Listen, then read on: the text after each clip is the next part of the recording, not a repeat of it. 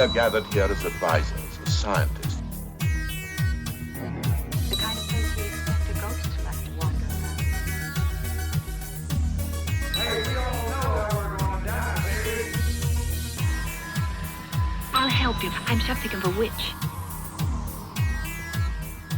Welcome to Mission Spooky. I'm your host today, Kiki, the queen of everything. Today, I've got Cord. What do we call you? The cryptozoology expert. Sure. We are joined by our very special guest, Logan Vo, who is from a podcast that I was going to say the wrong name right away. Don't do it. I know. But you guys are now... Lost Legends Tales of Thurne, formerly known as Roll for Damage. It's a mouthful. Yeah, just LL Tot is what we're calling it. Nice. Lost Legends Tales of Thurne. I start talking about Roll for Damage in the past. It's the same podcast. It's me. You know, calling it the actual real name going forward. And I also have a horror movie / paranormal podcast called Sleep with the Light On also. Yes. And I'm coming for your title, Cord. I am the cryptozoologist expert in my parts. So It was thrust upon me. I did not necessarily admit. I did not admit an expertise. It's Okay. true. More of a enthusiasm. I was going to offer to like arm wrestle you for the title or have like a table match, but you know, it doesn't sound like you're really I mean, I'll that win. all about it. Yeah, probably. I'll win. But He'll win and then graciously give you the title anyway. I'm not an expert. All right, so we're just going to get into it today. Hell yeah. No podcast promos today because at the end we're going to be promoting your two podcasts anyway, Oh shit. right? Duh. And then and we're not doing a sponsor for this one. So Will there be a song? Yeah. Okay, cool. there will be. I just pulled that up so I know what we're doing today. It's exciting. It's a great band. Wouldn't it be great if we didn't promote his podcast? No. Here's this guy. What does he do? It doesn't matter. Anyway. We definitely want you to talk about your stuff at the end here because I'm super excited anyway. So huge fan. Fangirling. Every time Logan comes on, I'm like, oh my God, Oh my goodness. Bigfoots, it's Bigfoots. Oh gosh. Okay, so today we're going to talk about the Van Meter Visitor. Yeah. Logan, you wrote Yeah, you wrote it. Oh, You wrote a no. book. Wow. All of a sudden you're an author. Boom. Just like that. You read a great book that you're going to share that information with us. And our cryptozoologist expert, Cord, is going to chime in. That's me. I'm an expert. Yep, that's me. So what is the name of the book that you read? All right. So a little background. The Van Meter Visitors from Van Meter, Iowa. I am from Iowa, so I've known about this cryptid for a while, but he's starting to get a little more traction, so he's to be more featured more. So I definitely wanted a chance to talk about this awesome book. It's called The Van Meter Visitor, A True and Mysterious Encounter with the Unknown by Chad Lewis and a couple other guys. That was the book that I was going to read about it. That's Oh, kind awesome. of funny. Yeah, I had intentions. I think that's the only book about the creature, about the visitor. Yeah, that would As of be now. that would be the reason why I was going to read it. Came up on Amazon. I'm like, oh well, this is it. There it is. This is probably the book that Logan read. But I didn't know. I wasn't sure. Mhm. So between the two of you, what the heck did this? I know very little about this guy. Everybody knows I'm not a huge cryptid person besides Bigfoot. So what's the Boo. deal? All right. So the Van Meter Visitor, it's a very interesting story. So it takes place in 1903, Van Meter, Iowa, which is about 20 miles away from Des Moines. It's a town of about 900 people. 1903, like I stated, and pretty much the entire town was gripped with, maybe call it hysteria or hauntings or sightings of this weird winged creature, kind of low grade terrorizing the town for about a week. That ended with a shootout with the whole townsfolk and the creature. And that's we can get more into it in a second, but that's just kind of like a tasting, a little wine sample. Cord, did you find anything else in your research? A lot of people shot guns at this thing. Yeah. Right from the beginning, they're like, nope, I don't like this. Get out of here. Welcome to Iowa. Yeah. I'm a big fan of the drawings that I'm coming across of the big boy. Mm-hmm. So he's said to be about 8 feet tall. Kind of looks like a pterodactyl.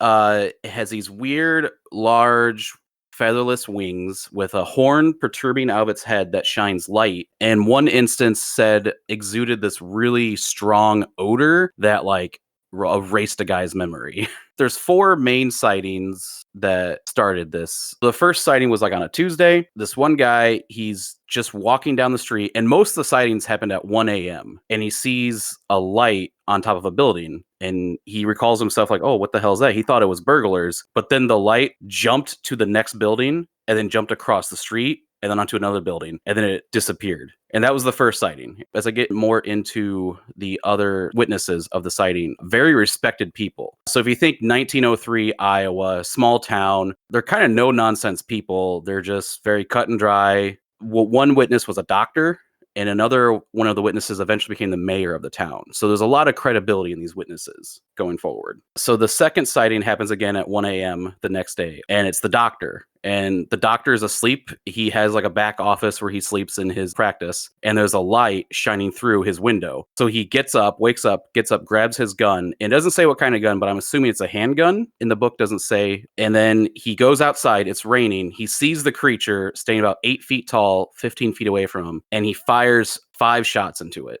And it does nothing to the creature. So he nopes the hell out of there and goes back into his practice, into the room, and just like says, fuck it, I'm going back to bed. As most reasonable people probably would. Oh, this thing isn't affected by guns. I'm out. See ya. Right? Smart. Yeah. So then the third night, there's a bank teller who is like, man, there's some weird shit going on. The whole town is kind of like wrapped up in the fever of it. So the bank teller's like, I'm going to protect the bank in case something wild goes on. So he goes to the bank with a shotgun. And then around 1 a.m. again, the creature shows up just walking outside of the building, and he sees it. So he shoots at it through the window of the bank with his shotgun. Supposedly it says like almost point blank through the window, breaks the window, hits the creature, the visitor, and then it just kind of disappears. And then the fourth sighting, 2 people saw it. One guy was the hardware store owner, woke up at 1 a.m. and saw it on a telephone pole, just kind of hanging out. So he goes outside with his handgun, and he's said to have like a really good shot, shoots it, and it just kind of like wakes the creature up, and it just kind of like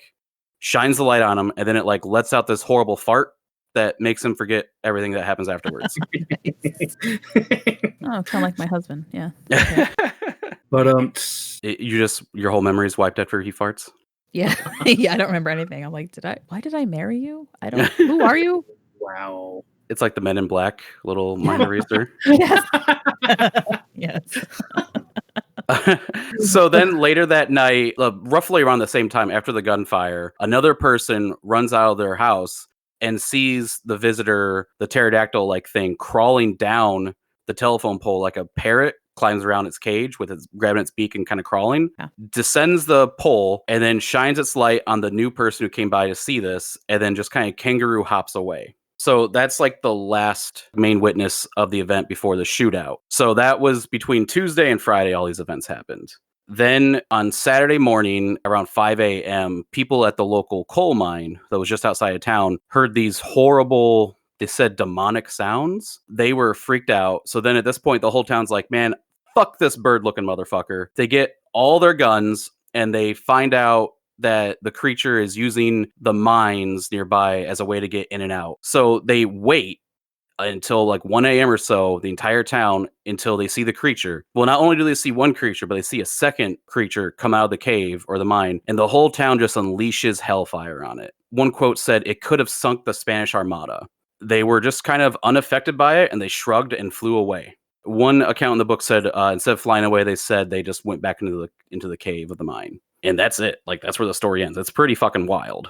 And I think the most important part, the takeaway from that is that it never came back out. No, yeah. So where is it? Yeah, they said eventually they did seal off the cave. In the book, they don't say exactly when. Shortly after that, they do say seal it off. Yeah, and then the rest of the book just goes into theories of what it could be, and there's like 20 pages of what bird it could be, and the conclusion is it's not a bird. What big featherless bird with a giant horn on its head could it be? Yeah, it's like, could it be a condor? No. No. Do condors have unicorn horns? Maybe in Iowa they do.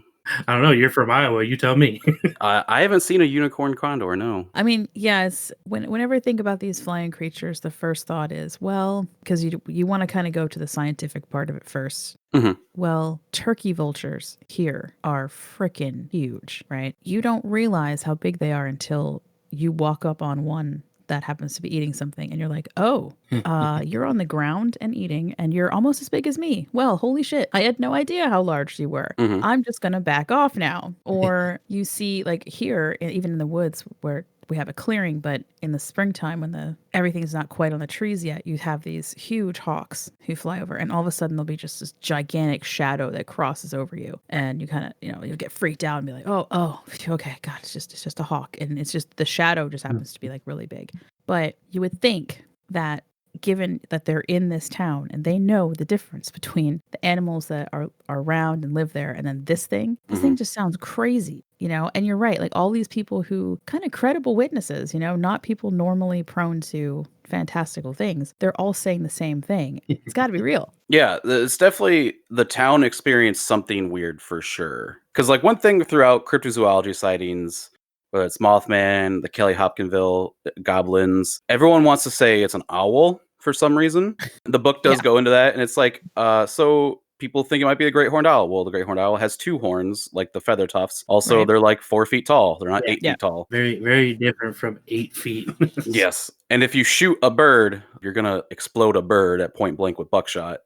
But there was no evidence when the guy from the bank shot the visitor with the shotgun. There was no evidence of anything left behind except the shattered glass. No viscera, no feathers, no blood. It's like their explanation could be some kind of mass hysteria, or maybe something in the water, or was there some kind of gaseous whatever. It seems though like everybody was reporting this from different areas of the city, though. Am I right? Well, city is definitely not the word. Town, yeah. 900 people a city does not make. Okay, Exactly. you know what I mean. I've been to Van Meter because they have a Van Meter visitor festival every year. The town is fucking tiny. It has not grown at all. It's all kind of like the same downtown, like 3-block radius where the events kind of happen. There's a walking tour at the festival every year. So you can like, oh, here's where the bank was. And then here's where the hardware store was where this guy saw it. And then we walk 8 blocks. Here's the mine, So it's not this huge sprawled out area. Mass hysteria is a possibility. The book does go into that. They don't give that much credence. I don't remember why, but they did give an example of why they don't think it's mass hysteria. They do go heavy into the ultra-terrestrial explanation. You guys, big fans of Hellier. Obviously, you had Tyler on. I binge watched like all of Hellier, and then like I forgot everything. But that's not how it's supposed to happen. I know. I need to rewatch it. Hellier kind of goes into a little bit. Basically, what the ultra-terrestrial is, it's just creatures from other dimensions that are kind of like seeping through into our reality, taking different forms. Maybe our brains reacting and seeing something different through this creature we can't comprehend. So that's kind of what the book lends their main theory to being, or just nuts and bolts aliens that just come down and say, "What's up, dog?" Right. And this is also called the interdimensional hypothesis from Jacques Vallée. Old Jacques. Yeah. And he was a ufologist or ufologist. Ugh. I will say that reading into this thing, it gave me a lot of Mothman vibes. With the light and the huge wingspan and coming out in the middle of the night and people shooting guns at it. Yeah, that's what mainly first drew me to this, because like I remember the first time I heard the story, I was like Mothman? They're like, no, bro, this happened in 1903. I'm like, oh shit. This is way before. Yeah, 60 years before. And then also there was a big Jersey Devil sighting in like the 1920s. So this is before that even. Maybe not the origin. It's not before the origin of Jersey Devil, but definitely before a huge sighting flap of Jersey Devil. Interesting. Yeah, we're going to be going into that Jersey Devil sighting at some point this summer. So, yeah. That's going to be fun. Oh, yeah. Yes. I like that maniacal laughter back there of like, I'm excited. I like the homegrown cryptids. I'm technically at the very, very, very outskirts of Jersey Devil territory. So yes, just creeping along that line there. We got the Bigfoot out here, though. Bigfoot's everywhere, though. It is, yeah. And we have that whistling boy of the woods, the albatwitch. Oh yeah. We're going to go into that, too. Have you guys covered puckwudgies? That's your area, yeah. Right? Yeah, puckwudgies, yeah. Yeah, we did an episode on puckwudgies. I was not in for that one. You were not yet, no. Not in officially. JC and I did that one, and I had to scold JC on multiple occasions about not pissing them off since I live in the middle of the woods. Right in what was considered part of Lenape tribal lands. So can we not talk badly about puckwudgies? I left a thing out too. I did the traditional like here's some cake and some apples and whatever, and I wrapped it up in a cute little thing and I put it out on a rock, and it was gone the next day. Now, not to say that a fox couldn't come get it, but Raccoons do like cake. what I thought was interesting was the whole thing was gone though. I couldn't even find any remnants of the little towel that I put it in, which is gone. Well, maybe they needed to wash their hands. Are you in the Bridgewater Triangle, or are you a little too east of that or west of that? We are not in that. No. Okay. Nope. It'd be cool. Let's add one more thing in there. Hell yeah. So hearing this Van Meter visitor stuff, are you like the book goes a lot into like synchronicities, much like Hellier does. Mm. I was always very, cryptids are cryptids. They're these creatures that are like maybe they survived thousands of years, or there's some weird shoot off mutant thing. I was hard into that. But then reading this book and then also watching Hellier, I'm like, man, shit's fucked. Like, Yeah. I'm much more on the interdimensional side of things a lot lately here this past couple of months for sure. Tyler, when he was on, we talked briefly about that concept of maybe Bigfoot itself is actually some sort of interdimensional traveler, that the way that it was often described by native peoples that it seemed to sometimes disappear inside rock. A couple of the sightings recently have been around bridges and tunnels and caves. So we're back to the whole like underground type thing going on. I have to tell. Oh, see, maybe he'll listen to this episode, but I need to tell him because I keep forgetting. We want to go out and investigate an area that's actually not far from where Cord lives, where there was it a man and a woman that were driving and they swear that they saw it, and then there just happens to be a bridge there? It was two people, and they talked to somebody else that night who ended up driving down the same road and seeing the same thing. Crazy. Yeah, but that was more of a Bigfooty. And it's not like right next to the bridge, but the bridge is certainly not far away. It's one turn. Yeah. It's at least right next to the river. Yeah, I could walk there from here. Yeah, there's definitely a common thing with bridges lately. Like Beast of Bray Road is near a bridge. Yeah, a lot of spooky stuff. And then the caves in general, which again, we're going to be talking about over the summer-ish maybe, or early spring here. Ooh. Mentioned Kenny Veach, who was in search of a cave that he said was called the M Cave out in the, I think it's the Mojave Desert. I can fix that if it's wrong in post. Anyway, he disappeared, I believe 2014. He disappears, and it could possibly be absolutely nothing strange at all. He could have been attacked by a mountain lion and didn't make it. But he was in the middle of the desert, wasn't he? But yeah, I mean, but he was outside of this. He was outside the caverns though, and then he was heading back to his car. And the last thing he says is like, "Okay, guys, I'll start recording again when I get back to my car," because he was on YouTube doing like a live thing, and then he just never came back. He could have stepped on a snake 2 feet after. Who knows? Like I said, but his body was never found, and they have videotape of exactly where he was, so they knew. Like people went out there looking for him, and they never found him. Yeah, Cord, where's your whimsy? He found a portal to the fourth dimension, and he's lost. I'm not saying it's not possible. I would love it. Cord, play with us. We're in this space. Play with us. I think it'd be awesome if the quicksand that he stepped in was actually a huge black hole that sucked him to a completely different planet, and now he's on another planet with a bunch of alien babes. Hell yeah. And now he can't get back, and he's trying to find his way back. Maybe he doesn't want to. Maybe he went to like the Amazon planet with like all the very large, strong women, and he's like, snoo for life. Yeah. That reference will never get old. No, it won't. Yeah, this is the perfect beginning to our 2020 cryptid mashup because 2021. Sorry, damn it, 2021 cryptid mashup. We're going to be talking a lot about the similarities between all these guys having something to do with caves and disappearing into rock. And yeah, I think it's really interesting. I love it. Yeah, there's a lot of synchronicities there. Once you get into it, it kind of blew my mind whole. I don't think you're supposed to start out with a mind hole. It's blown now. This conversation could take a really bad turn right now. If JC were here, it would have. It would have been, and then crash, and then I would have been like, he goes, "Let me just steer this airplane straight down to the ground, or into the mountain." In this case, yes, just right in there. Boom. So, a musical guest today is Slomo Sapiens with their song "Jeepers Creepers," which I thought was just so perfect for this episode.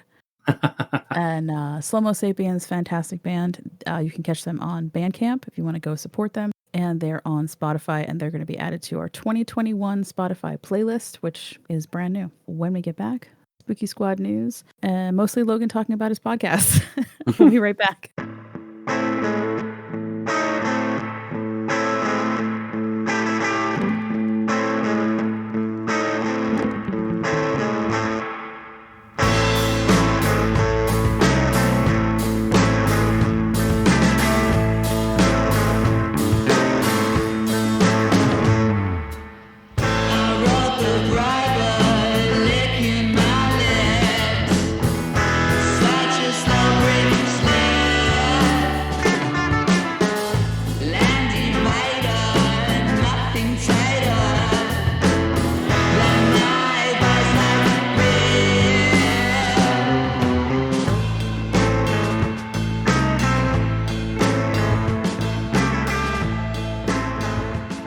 Welcome back, Spooksters. Okay, so Logan, tell us about whichever one you want to start with, because both podcasts are fantastic. All right, so let's start with the one that's adjacent to this, I suppose. My horror. It was originally just a horror podcast, but we're going into the paranormal now also. Sorry to step on your toes here at Mission Spooky. Oh no, Ouch. no. I know, sorry.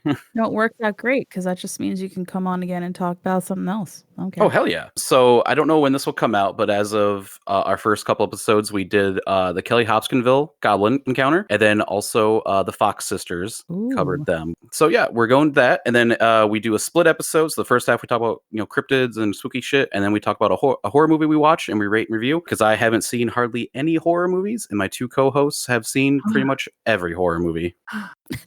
So that's our gimmick there. That's called Sleep with the Light On. And then my D&D podcast, as mentioned at the top of the show, we just changed our name from Roll for Damage to Lost Legends, Tales of Thurne. So if you just look up Lost Legends, wherever you're listening to this podcast, you can find that one. You just search Lost Legends. We're usually within the first couple to pop up. We're a D&D real play podcast where I play a gnome barbarian bard named Big Boots. And even if you're not huge into D&D, it's a great storytelling podcast with a lot of comedy and a lot of seriousness, a lot of heart. Seriousness as far as playing the game, but we have a lot of fun with it. At one point in the first season, I cried on mic, legit little tears. So it's just a real fun show that I've put a lot of time and effort into both shows, and I'm really proud of both of them. So please check them out. Yes, I can't say enough about Lost Legends, Tales of Thurne. That was our story arc, so we just went with that name Right. when we changed the name.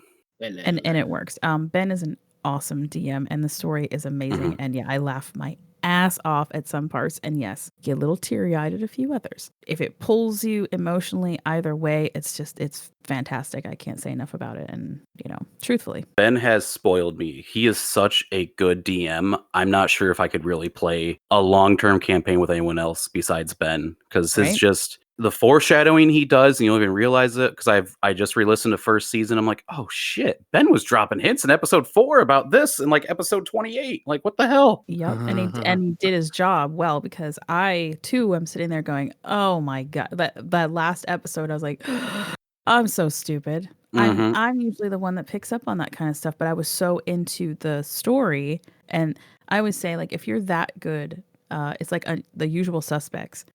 I was so into the story and so intrigued by the characters that by the end of that movie, it was the first time I legit got caught up in duh, of course that's Kaiser. So, oh my God, how did I miss that? So yeah, he's killing it with this story. It is so cool. Yeah, little peek behind the curtain. The first couple episodes, I was trying to maybe do this, Ben, and do that. Trying to I was forming him what I think he should be, and I realized really quickly, no, don't do that. He is fantastic, exactly what he's doing. Just let him go, bro.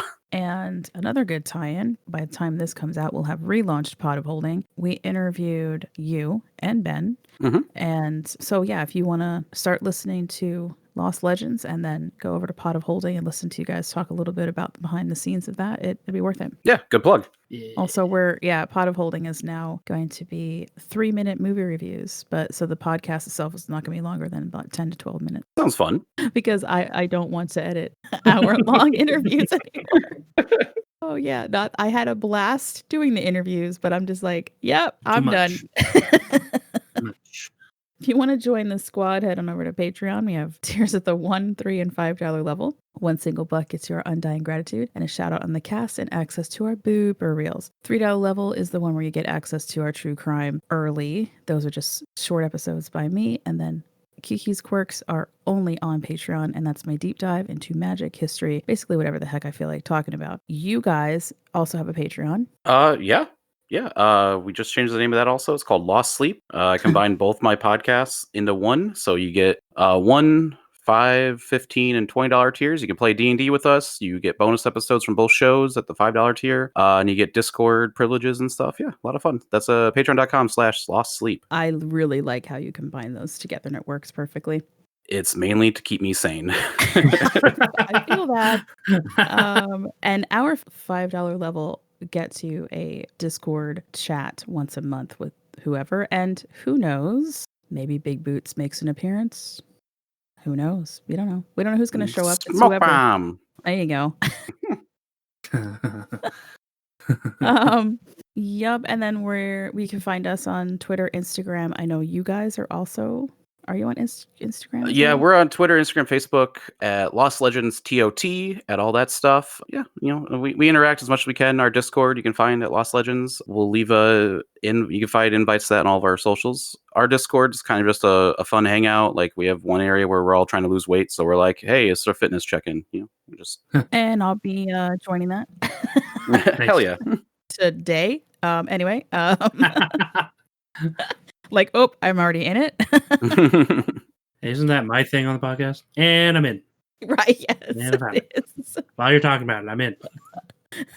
We also have a YouTube channel. It's going to be growing. It's going to be changing. So just go over and smash that subscribe button. Hit the bell notification, subscribe. Smash and that all motherfucking like button. There you go.